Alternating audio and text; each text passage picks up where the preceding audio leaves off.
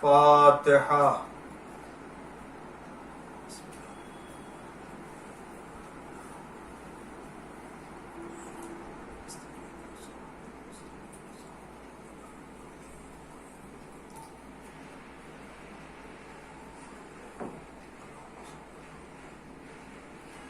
اعوذ باللہ السمیع العلیم من الشیطان اللعین الرجیم. بسم اللہ الرحمن الرحیم. الحمد للہ المعروف من غیر رؤیت والخالق من غیر منصبت. خلق الخلائق بقدرته واستعبد الأرباب بعزته وساعد العظماء بجوده. والصلاة والسلام والتحية والإكرام على البشير النذير السراج المنير حبیب الہ العالمین ابی القاسم محمد وعلى آلہ الطیبین الطاہرین المعصومین المظلومین المنتخبین المنتجبین الغر الميامين الذين أذهب الله عنهم الرجس وطهرهم تطهيرا. لا سيما الإمام المبين بقية الله في الأرضين الحجة الثاني عشر والمهدي المنتظر عجل الله تعالى فرجه الشريف. اللهم لعن أول ظالم ظلم حق محمد وآل محمد وآخر تابع له على ذلك. اللهم لعن العصابة التي جاهدت الحسين وشايعت وبايعت وتابعت على قتله.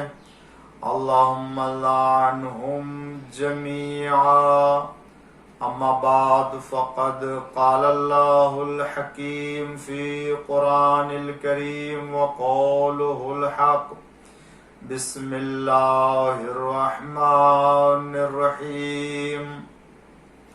وما ارسلناک الا رحمتا للعالمین. صلوات پڑھ دیجئے محمد وآل محمد پر. ناظرین اکرام اور سامعین اعظام، ایک بار پھر سے ماہ سفر المظفر کی عشر اولا کی مجالس پڑھنے کی سعادت حاصل کر رہا ہوں، جو ہم ہر سال کی طرح پہلی سفر سے 10 سفر تک یہ عشرہ منعقد ہوتا ہے، اور اس میں ہر سال کی طرح سے الگ الگ مختلف موضوع پر گفتگو ہوتی ہے. اور اس سال کے عشر مجالس کے لیے ماہ سفر مظفر کی جو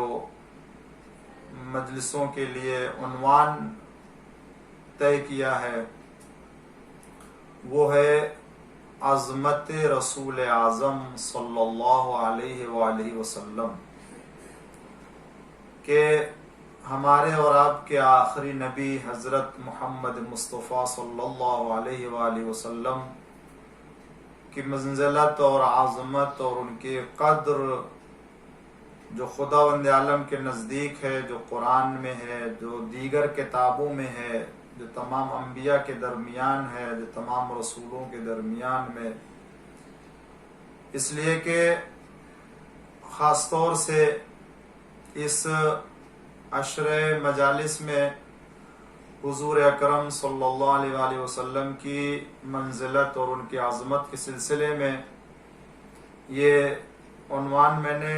اس لیے طے کیا تاکہ دنیا والوں کو، کم سے کم مسلمانوں کو، اپنے نبی صلی اللہ علیہ وآلہ وسلم کی عظمت اور ان کی منزلت کا علم ہو کہ خداوند عالم نے ہمارے لیے کتنا عظیم پیغمبر ہدایت کے لیے قرار دیا ہے، اور ہمارے دل میں حضور اکرم کی محبت، حضور اکرم کی منزلت، حضور اکرم صلی اللہ علیہ وآلہ وسلم کی عظمت دنیا کے تمام مخلوقات میں سب سے بڑھ کے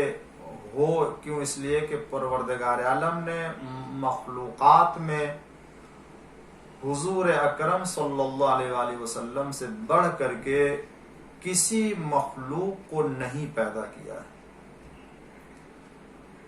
پروردگار عالم نے سب سے پہلے جس کے نور کو پیدا کیا، سب سے پہلے جسے خلق فرمایا،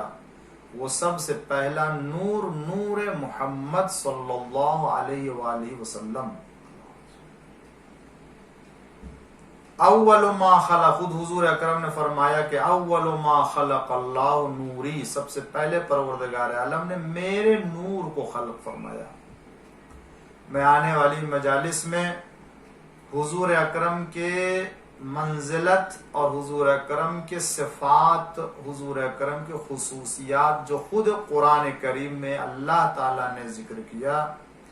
وہ بیان کروں گا، اور یہ بھی بیان کروں گا کہ حضور اکرم کی خلقت کتنی عظیم ترین خلقت ہے، اور خداوند عالم نے آپ کو کتنے عظیم مرحلوں سے خلق کرنے کے بعد گزارا، کہاں کہاں آپ کے نور کو قرار دیا، کس کس حجاب میں پروردگار عالم نے حضور اکرم کے نور کو پیدا کیا، خلق کیا، رکھا، قرار دیا۔ حضور اکرم کی ذات گرامی کو پروردگار عالم نے اپنی بارگاہ میں کتنی عظیم منزلت سے نوازا ہے۔ خداوند عالم نے اپنے فیض کو دوسروں تک پہنچانے کے لیے اگر کسی وسیلہ اور کسی ذریعہ کو اختیار کیا تو سب سے پہلے حضور اکرم صلی اللہ علیہ وآلہ وسلم کی ذات گرامی کو قرار دیا۔ یعنی خدا کا کوئی بھی فیض، پروردگار عالم کا کوئی بھی لطف، اس کا کوئی بھی فضل اگر کسی کے اوپر نازل ہوتا ہے، کسی کے لیے قرار پاتا ہے، تو وہ سب سے پہلے ذات پیغمبر اسلام صلی اللہ علیہ وآلہ وسلم کو قرار دیا جاتا ہے، اس کے بعد وہاں سے دوسروں تک پہنچتا ہے۔ خداوند عالم خود اپنے اس پیغمبر کے اوپر درود بھیجتا ہے، نہ صرف خداوند عالم بلکہ اس کا فرشتہ، اس کے ملائک،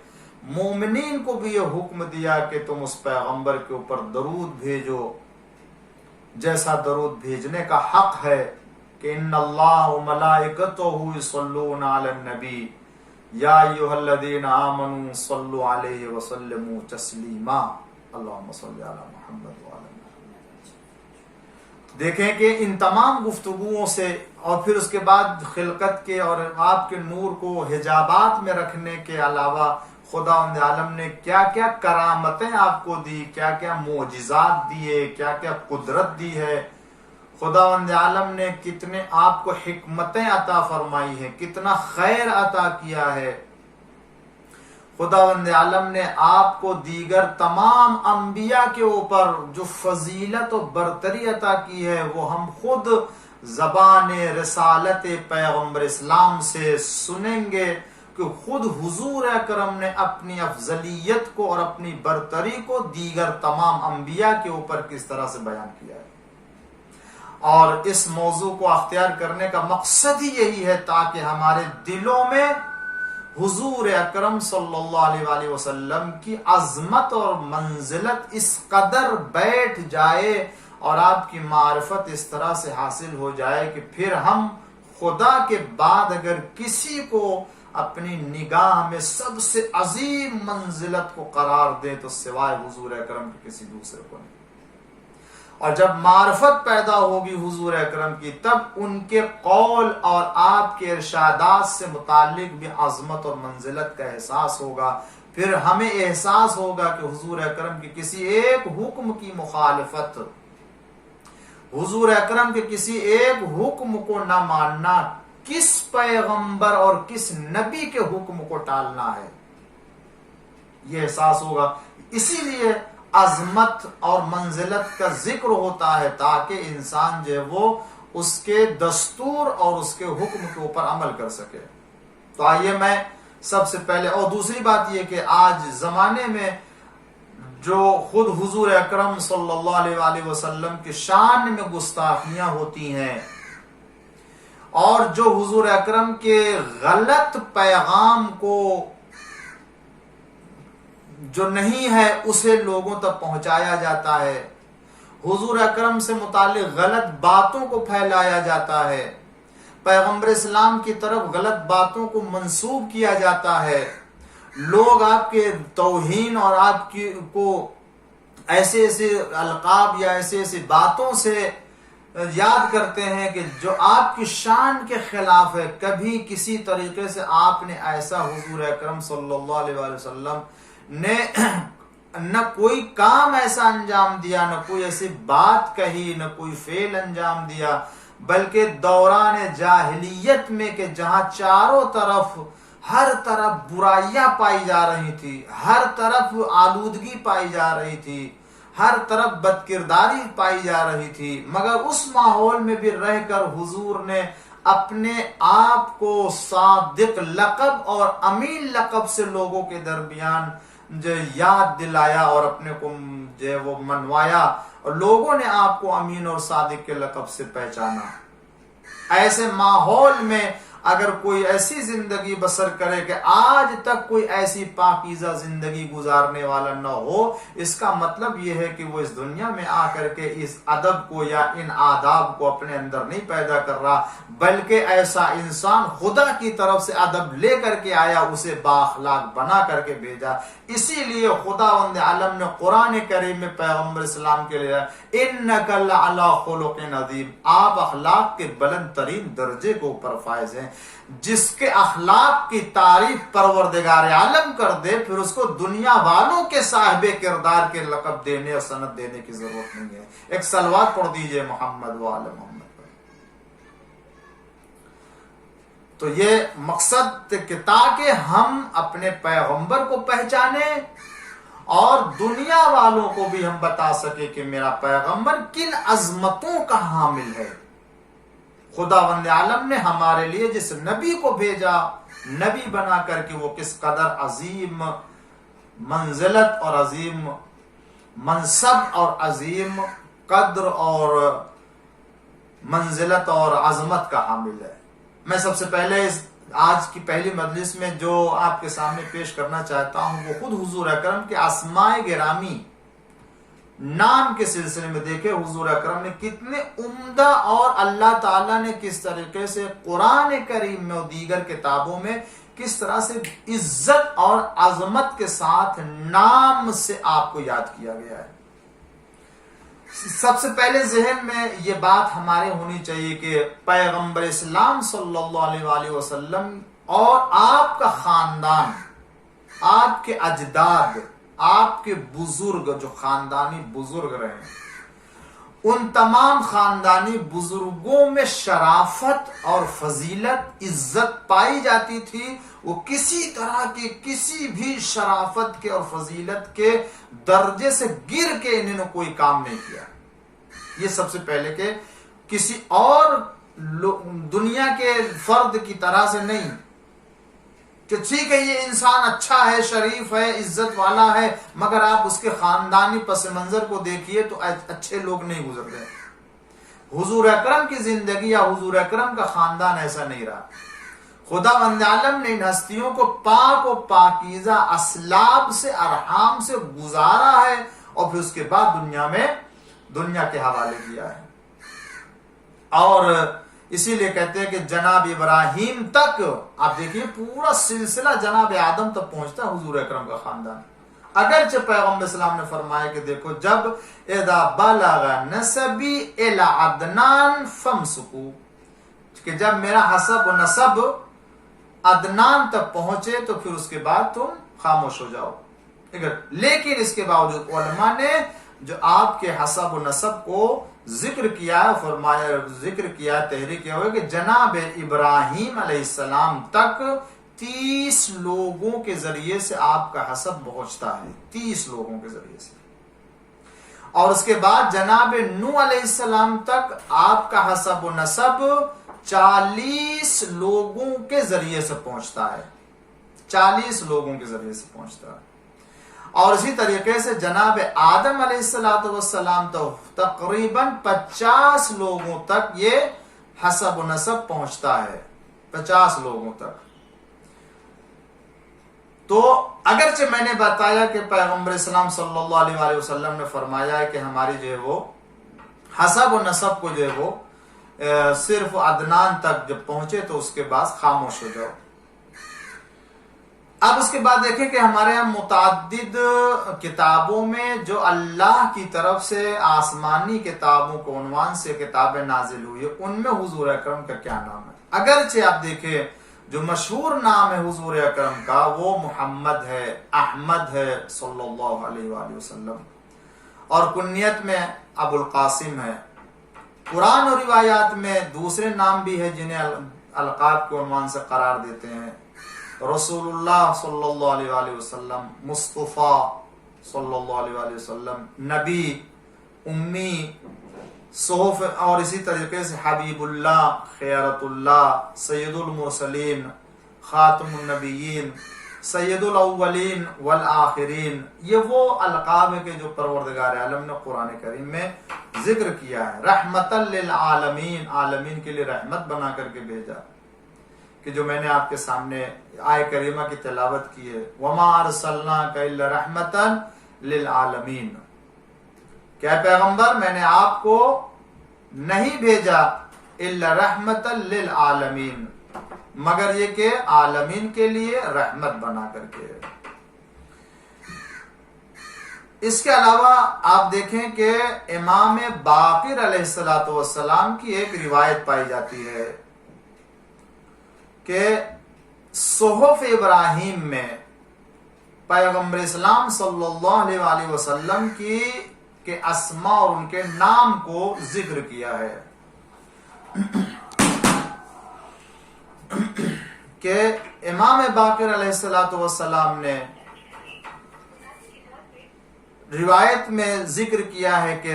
جناب ابراہیم علیہ السلام کے صحیفے میں ماہی آپ کا نام پایا جاتا ہے، ماہی. توریت میں جناب ابراہیم علیہ السلام کا حاد نام آیا ہے. انجیل میں جناب رسالت مآب صلی اللہ علیہ وآلہ وسلم کا نام احمد آیا ہے، اور قرآن میں حضور اکرم کا نام محمد صلی اللہ علیہ وآلہ وسلم ہے. اب امام علیہ السلام سے دریافت کیا گیا، جب پوچھا گیا کہ ماہی کا مطلب کیا ہوتا ہے، حاد کا مطلب کیا ہوتا ہے، احمد کا مطلب کیا ہوتا، محمد کا مطلب کیا ہوتا، تو امام باقر علیہ السلام نے اس معنی کی طرف اشارہ بھی فرمایا کہ جہاں تک صحف ابراہیم میں پیغمبر اسلام کا ماہی نام ہے، ماہی کا مطلب مٹانے والا. تو کیا مٹائے گا، کن چیزوں کو محو کرے گا؟ وہ بتوں کی تصویروں کو مٹانے والا ہوگا، وہ بتوں کو ختم کرنے والا ہوگا، وہ ہر برائی کو ختم اور مٹانے والا ہوگا. قمار اور جوے کی نشانیاں جو ہوتی ہیں ان نشانیوں کو بھی وہ ختم کرے گا، بلکہ یہ کہہ لیجئے کہ ہر غیر خدا کی تصویر یا ہر غیر خدا کی عبادت کو بھی وہ ختم کرنے والا ہوگا. اسے کہتے ہیں ماہی، جو ابراہیم علیہ السلام کے صحیفے میں. اس کے بعد جو توریت میں حاد کا ذکر ہوا ہے، تو حاد کا معنی بیان کرتے ہوئے امام باقر علیہ السلام نے فرمایا اس کا مطلب یہ کہ پیغمبر اسلام ہر اس شخص کی مخالفت کریں گے جو خدا کا مخالف ہوگا۔ توریت میں پیغمبر اسلام کو حاد کہا ہے، یعنی مخالف خدا کی مخالفت کرنے والا۔ یہ حضور اکرم کی صفت میں سے ایک صفت، نام میں سے ایک نام ہے کہ جو مخالف خدا ہوگا، جو خدا کے مقابل میں آئے گا، جو خدا کا دشمن ہوگا، پیغمبر اسلام اس کے دشمن۔ اور اسی لیے آپ دیکھیں کہ کفار و مشرکین کے لیے سخت ہے حضور اکرم، شدید طور سے ان کے لیے ایک عذاب کی طرح سے، مگر مومنین کے درمیان حضور اکرم رحما بینہم، اپنے لوگوں کے درمیان مہربان، رحم دل والے۔ تو حاد یعنی ہر دشمن خدا، ہر مخالف خدا کی مخالفت کرنے والے، یعنی یہ کہہ لیجئے کہ جو پیغمبر کو حاد کہا گیا ہے، اس کا مطلب یہ کہ یہ نبی دنیا میں جانے کے بعد ہر اس عمل کو پسند کرے گا جس کو خدا پسند کرتا ہے، ہر اس عمل سے نفرت کرے گا جس کو خدا نہیں چاہتا ہے۔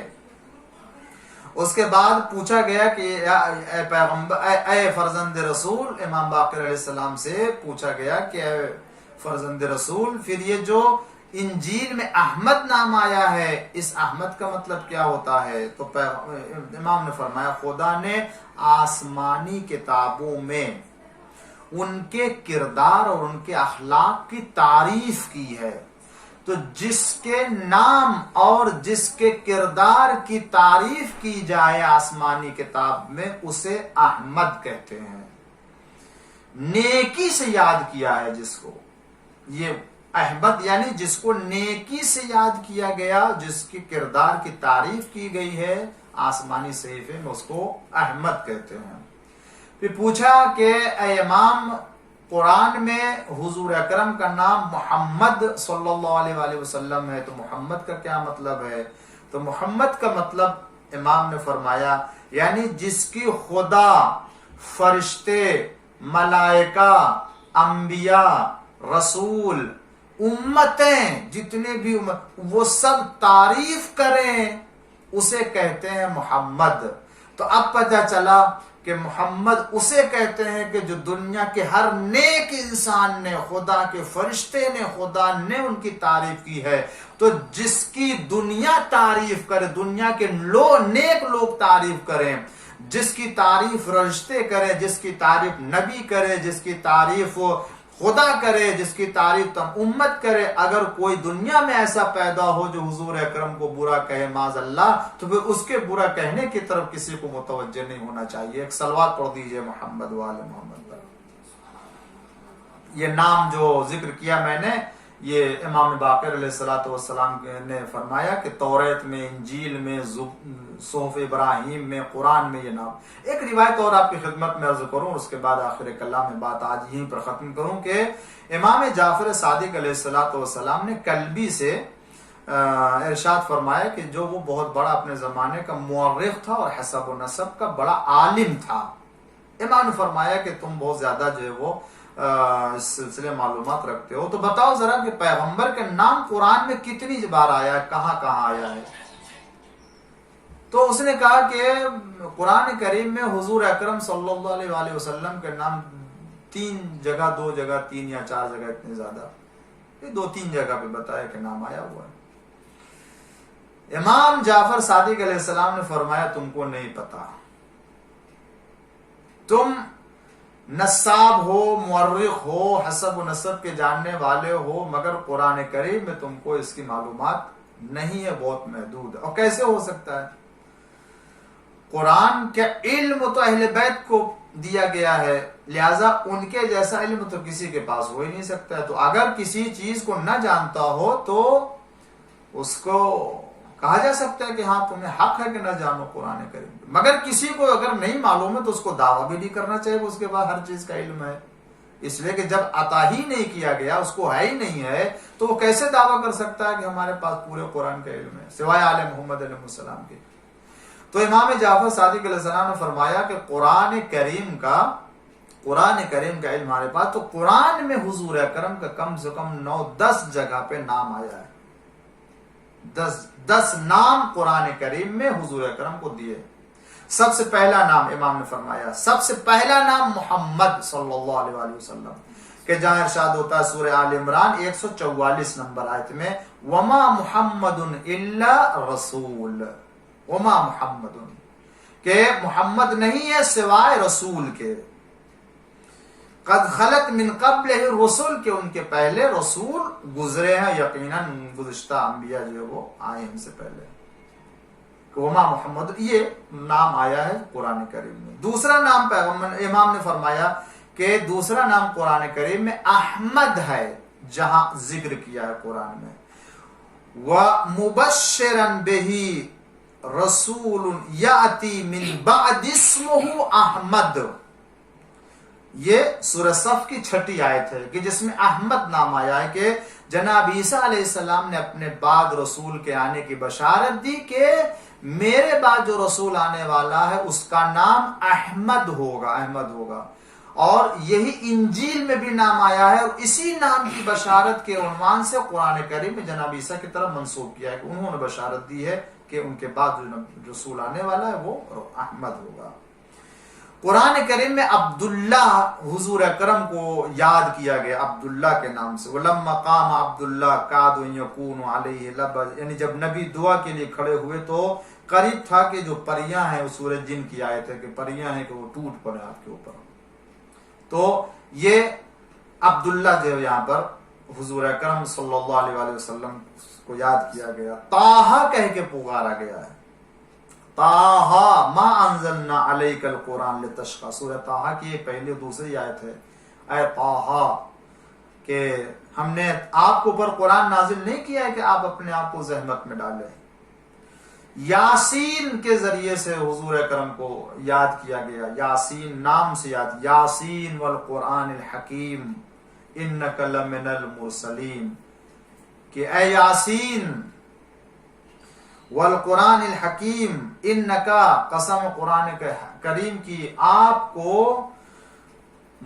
لمن المرسلین، رسولوں میں سے رسول بنا کر کے بھیجا، آپ رسول ہیں، نہ صرف رسول بلکہ قرآن کریم میں ارشاد ہوتا ہے رحمتا للعالمین، عالمین کے لیے رحمت بنا کر کے بھیجا۔ نون کہا گیا ہے پیغمبر کرام کا، نون نام آیا، نون والقلم وما یسترون وما انت بنعمت ربک بمجنون، نون، اور سورہ نون کی آیت کریمہ ہے پہلی تیسری آیت، کہ نون اور قلم کی قسم، وما یسترون، اور جو اس سے لکھا جاتا ہے، ما انت بنعمت، خداوند عالم کی عنایت سے آپ مجنون نہیں ہیں، دیوانے نہیں ہیں، کہ جو حضور اکرم کی طرف نسبت دی گئی تھی۔ اس وقت جس وقت حضور اکرم مبعوث برسالت ہوئے اور آپ تبلیغ میں مصروف تھے، اس وقت بھی لوگوں نے آپ کی توہین کی، آپ کو رسوا کیا، آپ کی عزت نہیں کی، آپ کی جو ہے وہ فضل کو نہیں مانا، اور آپ کی قدر و منزلت کا لحاظ نہیں کیا۔ تو جس طریقے سے آج ہم اس دنیا میں اس دور کے برے لوگوں کو کہتے ہیں کہ وہ حضور اکرم کو نہیں پہچانا، تو آج بھی کچھ ایسے افراد اگر مل جائیں کہ جو حضور اکرم کو نہ جانتے ہوں یا جانتے ہوئے ان کی توہین کریں، تو ہمارے دل پہ کسی طرح کو کوئی چوٹ نہیں، اس لیے کہ وہ اسی رشتے سے ملتے جلتے ہیں جس رشتے میں وہاں لوگ تھے اور حضور اکرم کی توہین کرنے والے تھے۔ آج بھی اگر کوئی رسول اللہ کی توہین کرتا، معاذ اللہ، تو یہ وہی دشمن خدا ہے، وہی دشمن پیغمبر ہے کہ جو جانتے ہوئے اور نہ جانتے ہوئے بھی دونوں طرح سے ان کی مخالفت کرنے والے دنیا میں پائے جاتے تھے۔ مگر یہاں جو ہمیں اس طرح کی دشمنیوں اور اس طرح کی توہین کے مقابل میں جو ایکشن لینا چاہیے وہ یہ کہ جس طریقے سے اس دور میں حضور نے اپنے مخالفین سے برتاؤ کیا ہے، اسی طریقے سے ہم کو حضور اکرم کی سنت اور سیرت کے مطابق برتاؤ کرنا چاہیے۔ وہ اگر نہیں جانتے تو ان کو سمجھانا چاہیے، اگر وہ نہیں پہچانتے تو حضور اکرم کو پہچانوانا چاہیے کہ حضور کی کیا ذات تھی۔ ان کو پوچھے تم کیوں مخالفت کر رہے ہو، کیوں دشمنی کر رہے ہو، تم کو کیا تکلیف ہے حضور اکرم کی ذات گرامی سے۔ کل حضور اکرم کے اوپر جو دنیا کا کوڑا کرکٹ پھینکنے والے تھے، حضور اکرم کے سامنے راستے میں جو کانٹے بچھانے والے تھے، ان سے حضور اکرم جا کے ان کی عیادت کرتے تھے، ان کا حال پوچھتے تھے۔ آج بھی اگر کوئی حضور اکرم کی توہین کرے، معاذ اللہ غلط نسبت دے، تو ہمیں ان کی تکلیف پوچھنی چاہیے کہ ان کو آخر کیا پریشانی ہے، کیا دشواری ہے۔ اتنے اچھے عمدہ اخلاق کے پیغمبر کا مظاہرہ کریں کہ انہیں اندازہ ہو کہ ہاں جو نبی کے ماننے والے ایسے ہو سکتے ہیں تو خود اس نبی کا اخلاق و کردار کتنا بلند ہوگا۔ ایک صلوات پڑھ دیجئے محمد وآل محمد پر۔ تو یہ بات میں مکمل کر لوں جلدی تو نون کہہ کر کے اور فرمایا خداوند عالم نے کہ خدا کی عنایت سے آپ مجنون اور دیوانے نہیں ہیں۔ اگر کوئی دیوانہ کہتا ہے، اگر کوئی آپ کو کسی طرح کی غلط نسبت کی طرف منسوب کرتا، تو خداوند عالم نے سورہ مزمل میں ارشاد فرمایا یا ایھا المزمل، اے ردا اوڑھنے والے، پہلی آیت ہے۔ پھر اس کے بعد سورہ مدثر میں مدثر کہا گیا یا ایھا المدثر، اے لباس اور ردا سر پہ ڈالنے والے۔ یہ کتنے پیار سے اور کتنے محبت اور عطوفت سے خداوند عالم نے اس کی اداؤں کو یاد کر کے یاد کیا ہے پیغمبر اسلام کو۔ خداوند عالم نے جس طرح سے پیغمبر کا نام اور پیغمبر کے اسماء کا تذکرہ خدا نے قرآن کریم میں کسی کا ذکر نہیں کیا، یہ اس بات کی دلیل ہے کہ پروردگار عالم کے نزدیک حضور اکرم کی کیا منزلت تھی اور کیا عظمت تھی۔ اس کے بعد قرآن کریم میں ذکر آیا ہے، ذکر جو کہ سورہ طلاق کی 10ویں 11ویں آیت ہے، قد انزلنا الیک ذکرا رسولا، میں نے آپ کی طرف، میں نے تمہاری طرف، انزل اللہ، قد انزل اللہ الیکم، خدا فرماتا ہے اللہ نے تمہاری طرف ذکر کو بھیجا، رسولا جو رسول ہے، یعنی ذکر نام پیغمبر کا ہے جو رسول کو عنوان سے لوگوں کے درمیان بھیجے گئے۔ تو ایک نام حضور اکرم کا کیا ہے؟ وہ ہے ذکر۔ تو اتنے اسماء گرامی کا تذکرہ خداوند عالم نے قرآن کریم میں کیا ہے، جو نبی آسمانی کتابوں میں، جو نبی آسمانی صحیفوں میں، جو نبی آخری کتاب قرآن کریم میں اتنی عزت سے اور اتنے اچھے ناموں سے یاد کیا جائے، اس کی منزلت اور اس کی عظمت کیا اندازہ لگا سکتا ہے انسان۔ اسی لیے یہ گفتگو ہوتی ہے کہ وہ نبی جس نے اپنی زندگی میں لوگوں کی ہدایت اور اللہ کی طرف بلانے والے کام میں، دعوت میں صرف کر دی، مسلمانوں کو چاہیے، دنیا والوں کو چاہیے تھا کہ اس کے قدر، اس کی منزلت کا اندازہ لگاتے اور دلوں میں لوگوں کے اس کی منزلت اور اس کی عظمت کا احساس پیدا ہوتا، تاکہ اس کے ذریعے سے خداوند عالم کی عبادت ہو سکے، کیونکہ اس نے اس دنیا میں اپنی ان تمام منزلتوں کے باوجود اگر لوگوں کو بلایا تو اپنی طرف نہیں بلایا، خدا کی طرف دعوت دی۔ جبکہ دنیا میں ایسے افراد ہوتے ہیں کہ اگر انہیں کوئی منزلت مل جاتی ہے یا کوئی چیز دے دی جاتی ہے تو وہ اپنے کو بڑا سمجھنے لگتے ہیں، بلکہ خود اپنے کو خدا کہنے لگتے ہیں۔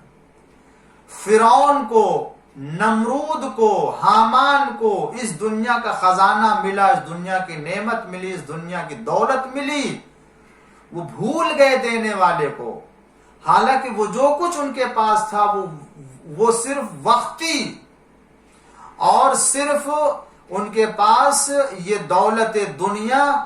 ایک لمحے کے لیے آئی تھی جس کے اوپر ان کا کوئی اختیار نہیں تھا۔ مگر یہ نبی وہ نبی تھا کہ جس کو خداوند عالم نے اس دنیا میں اتنی منزلت اور اتنی عظمت والا بنا کر کے بھیجا کہ فرعون کیا بلکہ دسیوں سینکڑوں فرعون کے تعداد کے مطابق بھی دولت دنیا اگر اپنے پاس رکھتے تو اس سے زیادہ بھی ہو جاتا، مگر پھر بھی اس رسول نے اپنے طرف لوگوں کو دعوت نہیں دی، اگر دعوت دی تو خدا کی طرف دعوت دی، تو تم خدا کی، اس لیے کہ یہ وہ نبی ہے کہ جو ہر طرح کے غیر خدا کی عبادت سے ہٹا کے خدا کی طرف لانے والا ہے۔ وہ خاتم النبیین بن کر کے آیا، وہ رحمت للعالمین بن کر کے آیا ہے، عالمین کے لیے رحمت بن کر کے آیا ہے۔ مگر افسوس اس بات کا ہوتا جو نبی عالمین کے لیے رحمت بن کر کے آیا، اس نبی کو اور اس نبی کی ذریت کو دنیا والوں کی طرف سے ایسی تکلیف اور ایسی اذیتوں کا سامنا کرنا پڑا کہ اس نبی کو کہنا پڑا کہ جتنی اذیت مجھے دی گئی ہے اس کے پہلے کسی نبی کو اذیت نہ دی گئی۔ ارباب اعزاء، آج عشر مجلس کی پہلی مجلس ہے سفر اول کی، اول سفر کی، اور معلوم ہے کہ یہ دن وہ دن ہے کہ جب اہل حرم کا لٹا ہوا قافلہ جو کربلا سے اسیر ہو کر کے، جس میں چھوٹے چھوٹے بچے، جس میں چھوٹے چھوٹے بچیاں، چھوٹی چھوٹی بچیاں ہیں، جس میں عورتیں ہیں، جس میں جو وہ ایک بیمار کربلا بھی ہے کہ جس کے ہاتھوں میں ہتھ کڑی ہے اور پیروں میں بیڑی، گلے میں توق خاردار،